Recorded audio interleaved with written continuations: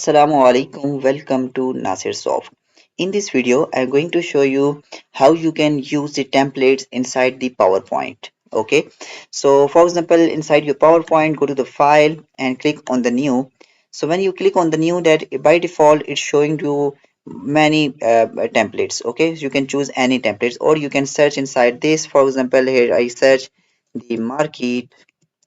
Okay, and here you can see that all the market relevant templates are showing. You can choose any one. For example, I choose this templates. Okay, and when you click on the create, it will start downloading the template, and after some seconds here you can see that the templates is downloaded. So here how you can choose the templates in MS Word. Hope this video will help you a lot. If you have any question regarding to this topic, you can just comment your basically question inside the video comment section or inside the video description section. There is a question link mentioned. You can just go to that specific question link, create your account, and you can ask anytime any question to me inside my website. Don't forget to subscribe my channel for more informative videos. Stay blessed. Have a nice day.